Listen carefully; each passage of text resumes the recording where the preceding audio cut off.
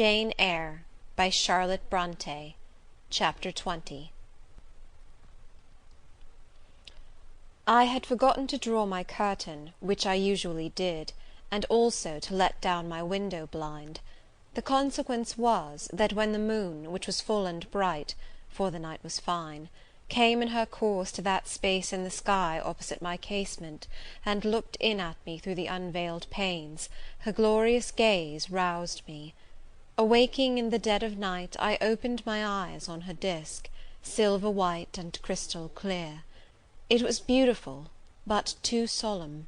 I half rose, and stretched my arm to draw the curtain. Good God! What a cry! The night, its silence, its rest, was rent in twain by a savage, a sharp, a shrilly sound, that ran from end to end of Thornfield Hall. My pulse stopped, my heart stood still, my stretched arm was paralyzed. The cry died, and was not renewed. Indeed, whatever being uttered that fearful shriek could not soon repeat it; not the widest winged condor in the Andes could, twice in succession, send out such a yell from the cloud shrouding his eyrie. The thing delivering such utterance must rest ere it could repeat the effort. It came out of the third story, for it passed overhead. And overhead, yes, in the room just above my chamber ceiling, I now heard a struggle, a deadly one it seemed from the noise, and a half-smothered voice shouted, "Help! help! help!" 3 times rapidly. "Will no one come?" it cried. And then, while the staggering and stamping went on wildly, I distinguished through plank and plaster, "Rochester! Rochester! for God's sake, come!" A chamber door opened, some one ran or rushed along the gallery, another step stamped on the flooring above, and something fell, and there was silence. I had put on some clothes; though horror shook all my limbs, I issued from my apartment. The sleepers were all aroused; ejaculations, terrified murmurs sounded in every room; door after door unclosed; one looked out, and another looked out; the gallery filled; gentlemen and ladies alike had quitted their beds, and "Oh, what is it?" "Who is hurt?" "What has happened?" "Fetch a light." "Is it fire?" "Are there robbers?" "Where shall we run?" was demanded confusedly on all hands. But for the moonlight, they would have been in complete darkness. They ran to and fro, they crowded together, some sobbed, some stumbled, the confusion was inextricable. "Where the devil is Rochester?" cried Colonel Dent. "I cannot find him in his bed." "Here, here," was shouted in return. "Be composed, all of you, I'm coming." And the door at the end of the gallery opened, and Mr. Rochester advanced with a candle; he had just descended from the upper story. One of the ladies ran to him directly; she seized his arm; it was Miss Ingram. "What awful event has taken place?" said she. "Speak, let us know the worst at once." "But don't pull me down or strangle me," he replied, for the Misses Eshton were clinging about him now, and the 2 dowagers, in vast white wrappers, were bearing down on him like ships in full sail. "All right, all's right," he cried. "It's a mere rehearsal of Much Ado about Nothing. Ladies, keep off, or I shall wax dangerous." And dangerous he looked; his black eyes darted sparks. Calming himself by an effort, he added, "A servant has had the nightmare, that is all. She's an excitable, nervous person. She construed her dream into an apparition, or something of the sort, no doubt, and has taken a fit with fright. Now then, I must see you all back into your rooms, for till the house is settled she cannot be looked after. Gentlemen, have the goodness to set the ladies the example. Miss Ingram, I am sure you will not fail in evincing superiority to idle terrors. Amy and Louisa, return to your nests like a pair of doves, as you are. Madame," to the dowagers, "you will take cold to a dead certainty if you stay in this chill gallery any longer." And so, by dint of alternate coaxing and commanding, he contrived to get them all once more enclosed in their separate dormitories. I did not wait to be ordered back to mine, but retreated unnoticed, as unnoticed I had left it. Not, however, to go to bed. On the contrary, I began and dressed myself carefully. The sounds I had heard after the scream, and the words that had been uttered, had probably been heard only by me, for they had proceeded from the room above mine; but they assured me that it was not a servant's dream which had thus struck horror through the house, and that the explanation Mr. Rochester had given was merely an invention framed to pacify his guests. I dressed, then, to be ready for emergencies. When dressed, I sat a long time by the window, looking out over the silent grounds and silvered fields, and waiting for I knew not what. It seemed to me that some event must follow the strange cry, struggle, and call. No. Stillness returned. Each murmur and movement ceased gradually, and in about an hour Thornfield Hall was again as hushed as a desert. It seemed that sleep and night had resumed their empire. Meantime the moon declined. She was about to set. Not liking to sit in the cold and darkness, I thought I would lie down on my bed, dressed as I was. I left the window, and moved with little noise across the carpet. As I stooped to take off my shoes, a cautious hand tapped low at the door. "Am I wanted?" I asked. "Are you up?" asked the voice I expected to hear, viz., my master's. "Yes, Sir."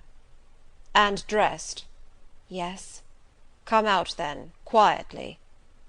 I obeyed. Mr. Rochester stood in the gallery holding a light. "I want you," he said. "Come this way. Take your time, and make no noise." My slippers were thin. I could walk the matted floor as softly as a cat. He glided up the gallery and up the stairs, and stopped in the dark low corridor of the fateful third story. I had followed, and stood at his side. "Have you a sponge in your room?" he asked in a whisper. "Yes, Sir." "Have you any salts, volatile salts?" "Yes." "Go back and fetch both." I returned, sought the sponge on the washstand, the salts in my drawer, and once more retraced my steps. He still waited. He held a key in his hand. Approaching one of the small black doors, he put it in the lock. He paused, and addressed me again. "You don't turn sick at the sight of blood?" "I think I shall not. I have never been tried yet." I felt a thrill while I answered him, but no coldness and no faintness. "Just give me your hand," he said. "It will not do to risk a fainting fit." I put my fingers into his. "Warm and steady," was his remark. He turned the key and opened the door. I saw a room I remembered to have seen before, the day Mrs. Fairfax showed me over the house. It was hung with tapestry, but the tapestry was now looped up in one part, and there was a door apparent, which had then been concealed. This door was open. A light shone out of the room within. I heard thence a snarling, snatching sound, almost like a dog quarrelling. Mr. Rochester, putting down his candle, said to me, "Wait a minute," and went forward into the inner apartment. A shout of laughter greeted his entrance, noisy at first, and terminating in Grace Poole's own goblin "Ha! ha!" She, then, was there. He made some sort of arrangement without speaking, though I heard a low voice address him. He came out and closed the door behind him. "Here, Jane," he said; and I walked round to the other side of a large bed, which, with its drawn curtains, concealed a considerable portion of the chamber. An easy chair was near the bed head. A man sat in it, dressed with the exception of his coat. He was still, his head leant back, his eyes were closed. Mr. Rochester held the candle over him. I recognized in his pale and seemingly lifeless face the stranger, Mason. I saw, too, that his linen on one side and one arm was almost soaked in blood. "Hold the candle," said Mr. Rochester, and I took it. He fetched a basin of water from the washstand. "Hold that," said he. I obeyed. He took the sponge, dipped it in, and moistened the corpse-like face. He asked for my smelling bottle, and applied it to the nostrils. Mr. Mason shortly unclosed his eyes. He groaned. Mr. Rochester opened the shirt of the wounded man, whose arm and shoulder were bandaged. He sponged away blood, trickling fast down. "Is there immediate danger?" murmured Mr. Mason. "Pooh! no, a mere scratch. Don't be so overcome, man, bear up. I'll fetch a surgeon for you now, myself. You'll be able to be removed by morning, I hope. Jane," he continued. "Sir?" "I shall have to leave you in this room with this gentleman, for an hour, or perhaps 2 hours. You will sponge the blood as I do when it returns. If he feels faint, you will put the glass of water on that stand to his lips, and your salts to his nose. You will not speak to him on any pretext. And, Richard, it will be at the peril of your life if you speak to her. Open your lips, agitate yourself, and I'll not answer for the consequences." Again the poor man groaned. He looked as if he dared not move. Fear, either of death or of something else, appeared almost to paralyze him. Mr. Rochester put the now bloody sponge into my hand, and I proceeded to use it as he had done. He watched me a second, then saying, "Remember, no conversation," he left the room. I experienced a strange feeling as the key grated in the lock, and the sound of his retreating steps ceased to be heard.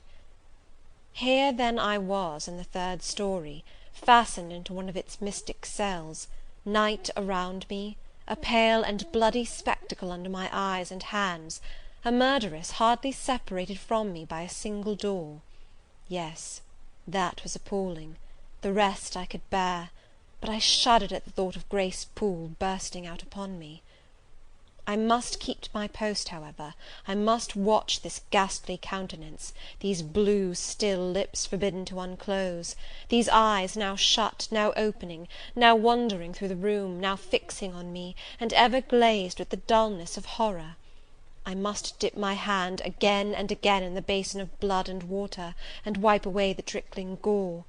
I must see the light of the unsnuffed candle wane on my employment, the shadows darken on the wrought antique tapestry round me, and grow black under the hangings of the vast old bed, and quiver strangely over the doors of a great cabinet opposite, whose front, divided into 12 panels, bore in grim design the heads of the 12 apostles, each enclosed in its separate panel as in a frame, while above them at the top rose an ebon crucifix and a dying Christ.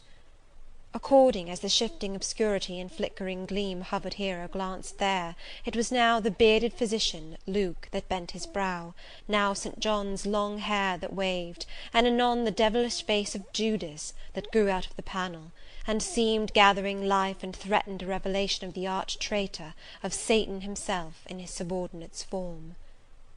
Amidst all this, I had to listen as well as watch, to listen for the movements of the wild beast or the fiend in yonder side den. But since Mr. Rochester's visit, it seemed spell-bound.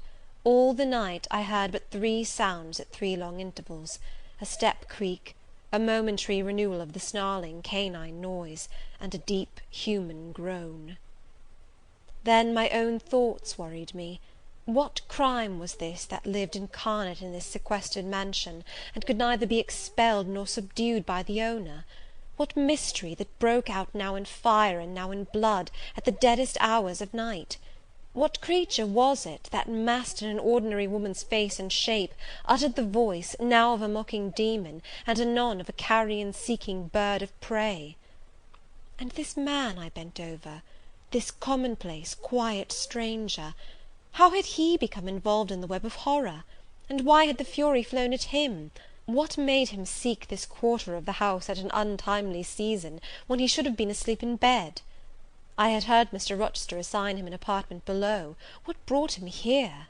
And why now was he so tame under the violence or treachery done him?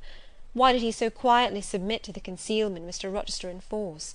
Why did Mr. Rochester enforce this concealment? His guest had been outraged, his own life on a former occasion had been hideously plotted against, and both attempts he smothered in secrecy, and sank in oblivion. Lastly, I saw Mr. Mason was submissive to Mr. Rochester, that the impetuous will of the latter held complete sway over the inertness of the former. The few words which had passed between them assured me of this. It was evident that, in their former intercourse, the passive disposition of the one had been habitually influenced by the active energy of the other. Whence then had arisen Mr. Rochester's dismay when he heard of Mr. Mason's arrival? Why had the mere name of this unresisting individual, whom his word now sufficed to control like a child, fallen on him, a few hours since, as a thunderbolt might fall on an oak? Oh, I could not forget his look and his paleness when he whispered, "Jane, I have got a blow. I have got a blow, Jane." I could not forget how the arm had trembled which he rested on my shoulder, and it was no light matter which could thus bow the resolute spirit, and thrill the vigorous frame of Fairfax Rochester. When will he come? When will he come? I cried inwardly, as the night lingered and lingered, as my bleeding patient drooped, moaned, sickened, and neither day nor aid arrived. I had again and again held the water to Mason's white lips, again and again offered him the stimulating salts. My efforts seemed ineffectual; either bodily or mental suffering, or loss of blood, or all three combined, were fast prostrating his strength. He moaned so, and looked so weak, wild, and lost, I feared he was dying, and I might not even speak to him. The candle, wasted at last, went out. As it expired, I perceived streaks of grey light edging the window curtains. Dawn was then approaching. Presently I heard Pilot bark far below, out of his distant kennel in the court-yard. Hope revived. Nor was it unwarranted. In 5 minutes more, the grating key, the yielding lock, warned me my watch was relieved. It could not have lasted more than 2 hours. Many a week has seemed shorter. Mr. Rochester entered, and with him the surgeon he had been to fetch. "Now, Carter, be on the alert," he said to this last. "I give you but half an hour for dressing the wound, fastening the bandages, getting the patient down stairs, and all." "But is he fit to move, Sir?" "No doubt of it. It is nothing serious. He is nervous. His spirits must be kept up. Come, set to work."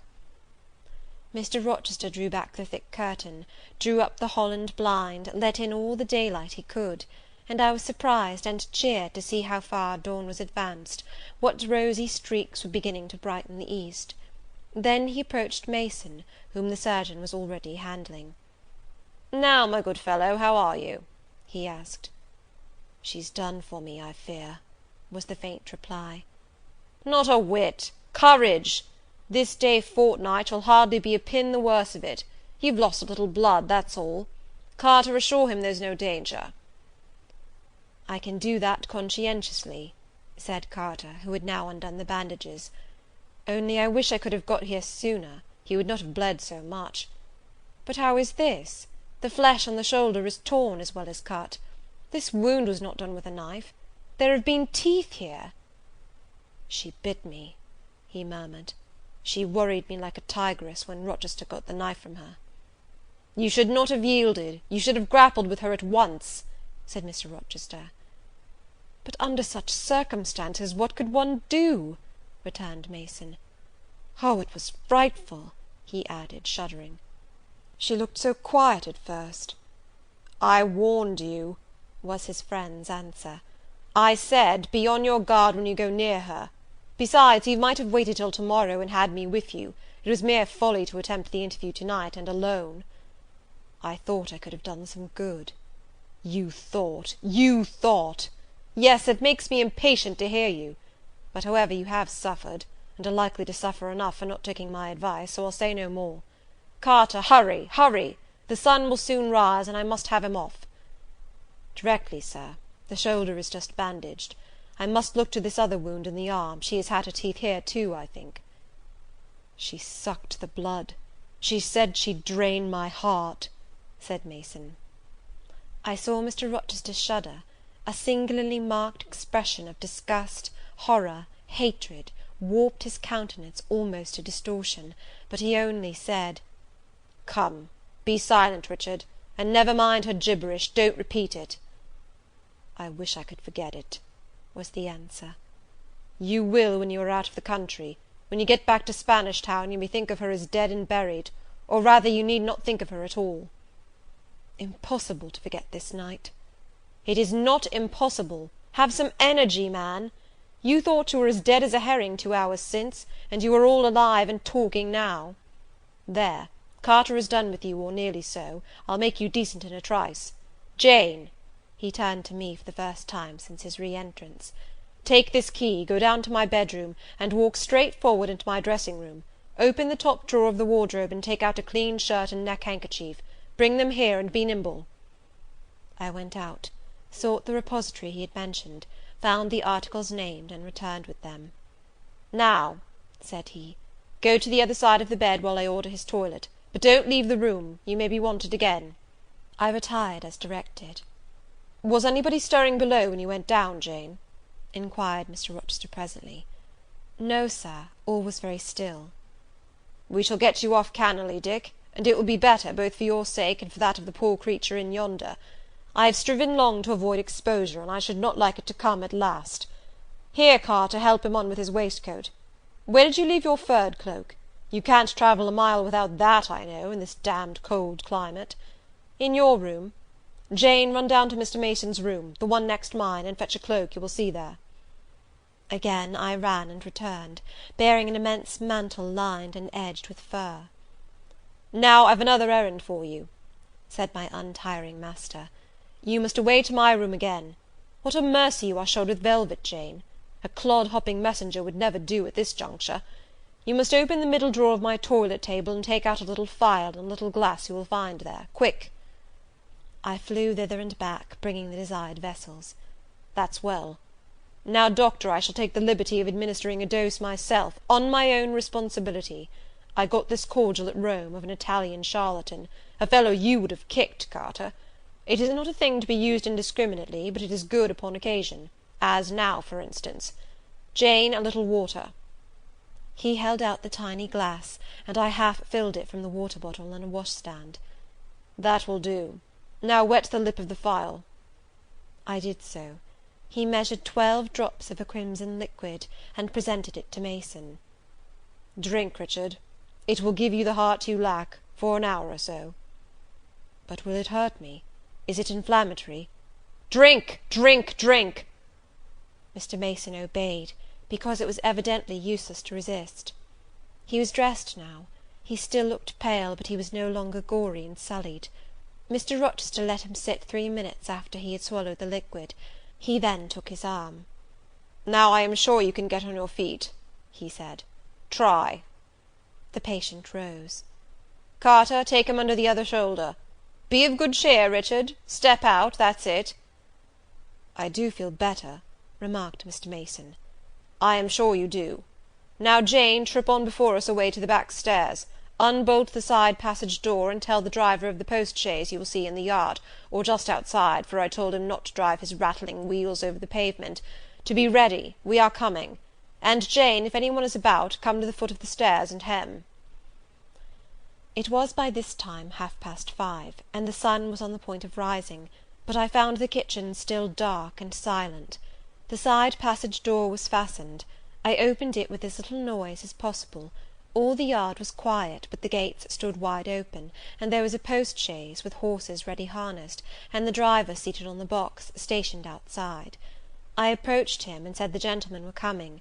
He nodded. Then I looked carefully round and listened. The stillness of early morning slumbered everywhere. The curtains were yet drawn over the servants' chamber windows. Little birds were just twittering in the blossom-blanched orchard trees, whose boughs drooped like white garlands over the wall enclosing one side of the yard. The carriage horses stamped from time to time in their closed stables. All else was still. The gentlemen now appeared. Mason, supported by Mr. Rochester and the surgeon, seemed to walk with tolerable ease. They assisted him into the chaise. Carter followed. "Take care of him," said Mr. Rochester to the latter, "and keep him at your house till he is quite well. I shall ride over in a day or two to see how he gets on. Richard, how is it with you?" "The fresh air revives me, Fairfax." "Leave the window open on his side, Carter. There is no wind. Good-bye, Dick." "Fairfax." "Well, what is it?" "Let her be taken care of. Let her be treated as tenderly as may be. Let her—" He stopped, and burst into tears. "I do my best, and have done it, and will do it," was the answer. He shut up the chaise door, and the vehicle drove away. "Yet would to God there was an end of all this," added Mr. Rochester, as he closed and barred the heavy yard gates. This done, he moved with slow step and abstracted air towards a door in the wall bordering the orchard. I, supposing he had done with me, prepared to return to the house. Again, however, I heard him call, "Jane!" He had opened the portal, and stood at it, waiting for me. come where there is some freshness for a few moments," he said. "That house is a mere dungeon. Don't you feel it so?" "It seems to me a splendid mansion, Sir." "The glamour of inexperience is over your eyes," he answered, "and you see it through a charmed medium. You cannot discern that the gilding is slime, and the silk draperies cobwebs; that the marble is sordid slate, and the polished wood's mere refuse chips and scaly bark. Now here," he pointed to the leafy enclosure we had entered, "all is real, sweet, and pure." He strayed down a walk edged with box, with apple trees, pear trees, and cherry trees on one side, and a border on the other full of all sorts of old-fashioned flowers, stocks, sweet williams, primroses, pansies, mingled with southernwood, sweetbriar, and various fragrant herbs.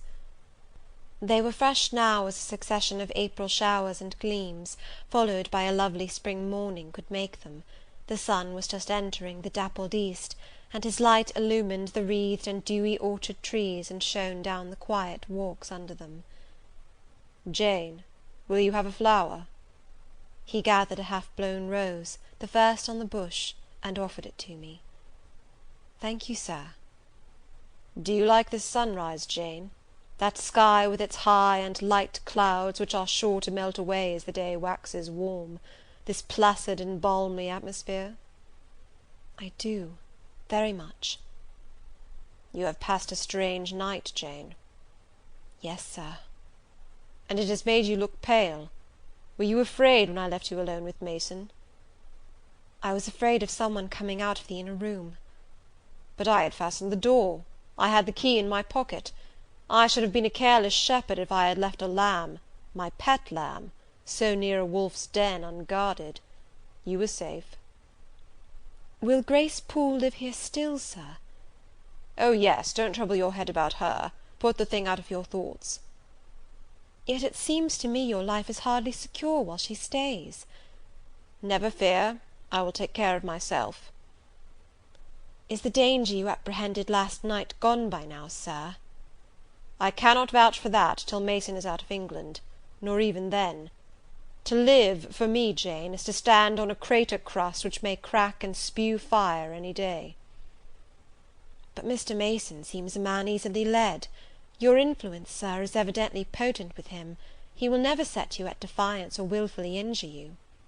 "Oh, no, Mason will not defy me, nor, knowing it, will he hurt me; but unintentionally he might in a moment, by one careless word, deprive me, if not of life, yet forever of happiness." "Tell him to be cautious, Sir. Let him know what you fear, and show him how to avert the danger." He laughed sardonically, hastily took my hand, and as hastily threw it from him. "If I could do that, simpleton, where would the danger be? Annihilated in a moment. Ever since I have known Mason, I have only had to say to him, do that, and the thing has been done. But I cannot give him orders in this case. I cannot say, beware of harming me, Richard, for it is imperative that I should keep him ignorant that harm to me is possible. Now you look puzzled, and I will puzzle you further. You are my little friend, are you not?" "I like to serve you, Sir, and to obey you in all that is right." "Precisely. I see you do. I see genuine contentment in your gait and mien, your eye and face, when you are helping me and pleasing me, working for me, and with me, in, as you characteristically say, all that is right. For if I bid you do what you thought wrong, there would be no light-footed running, no neat-handed alacrity, no lively grace and animated complexion. My friend would then turn to me, quiet and pale, and would say, 'No, Sir, that is impossible. I cannot do it, because it is wrong,' and would become immutable as a fixed star. Well, you too have power over me, and may injure me, yet I dare not show you where I am vulnerable, lest, faithful and friendly as you are, you should transfix me at once." "If you have no more to fear from Mr. Mason than you have from me, Sir, you are very safe." "God grant it may be so. Here, Jane, is an arbour. Sit down." The arbour was an arch in the wall, lined with ivy. It contained a rustic seat. Mr. Rochester took it, leaving room, however, for me, but I stood before him. "Sit," he said. "The bench is long enough for two. You don't hesitate to take a place at my side, do you? Is that wrong, Jane?" I answered him by assuming it. To refuse would, I felt, have been unwise.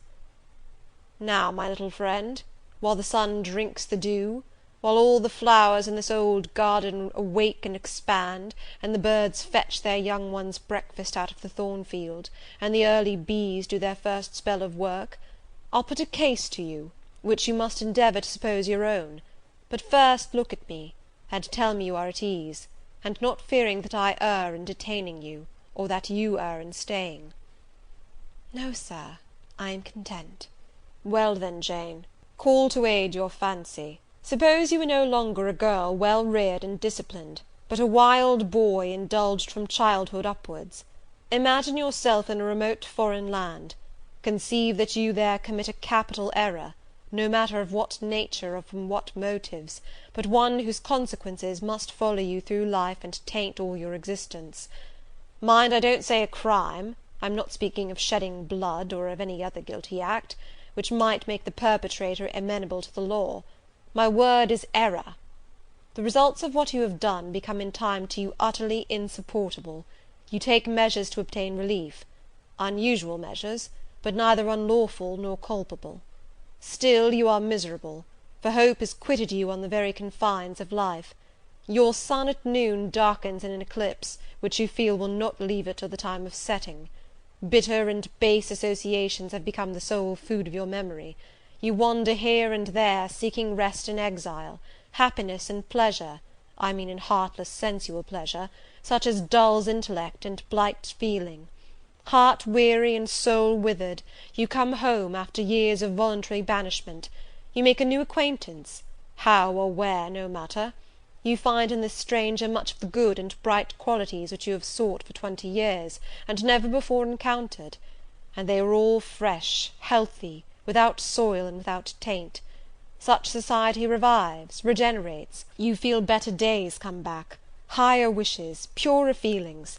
You desire to recommence your life, and to spend what remains you of days in a way more worthy of an immortal being. To attain this end, are you justified in overleaping an obstacle of custom, a mere conventional impediment which neither your conscience sanctifies nor your judgment approves?" He paused for an answer, and what was I to say? Oh, for some good spirit to suggest a judicious and satisfactory response! Vain aspiration! The west wind whispered in the ivy round me, but no gentle Ariel borrowed its breath as a medium of speech. The birds sang in the tree tops, but their song, however sweet, was inarticulate. Again Mr. Rochester propounded his query. "Is the wandering and sinful, but now rest-seeking and repentant man, justified in daring the world's opinion in order to attach him for ever this gentle, gracious, genial stranger, thereby securing his own peace of mind and regeneration of life?" "Sir," I answered, "a wanderer's repose or a sinner's reformation should never depend on a fellow creature. Men and women die, philosophers falter in wisdom, and Christians in goodness. If any one you know has suffered and erred, let him look higher than his equals for strength to amend and solace to heal." "But the instrument, the instrument! God, who does the work, ordains the instrument. I have myself, I tell it to you without parable, been a worldly, dissipated, restless man, and I believe I have found the instrument for my cure in—" He paused. The birds went on carolling, the leaves lightly rustling. I almost wondered they did not check their songs and whispers to catch this suspended revelation; but they would have had to wait many minutes, so long was the silence protracted. At last I looked up at the tardy speaker. He was looking eagerly at me. "Little friend," said he, in quite a changed tone, while his face changed too, losing all its softness and gravity, and becoming harsh and sarcastic, "you have noticed my tender penchant for Miss Ingram. Don't you think if I married her, she would regenerate me with a vengeance?" He got up instantly, went quite to the other end of the walk, and when he came back he was humming a tune. "Jane, Jane," said he, stopping before me, "you are quite pale with your vigils. Don't you curse me for disturbing your rest?" Curse you? No, Sir. Shake hands in confirmation of the word. What cold fingers! They were warmer last night when I touched them at the door of the mysterious chamber. Jane, when will you watch with me again? Whenever I can be useful, Sir. For instance, the night before I am married. I am sure I shall not be able to sleep. Will you promise to sit up with me to bear me company? To you I can talk of my lovely one, for now you have seen her and know her. Yes, Sir. She's a rare one, is she not, Jane? Yes, Sir. A strapper, a real strapper, Jane, big, brown, and buxom, with hair just such as the ladies of Carthage must have had. Bless me, there's Dent and Lynn in the stables. Go in by the shrubbery through that wicket. As I went one way, he went another, and I heard him in the yard saying cheerfully, Mason got the start of you all this morning. He was gone before sunrise. I rose at 4 to see him off. End of chapter 20.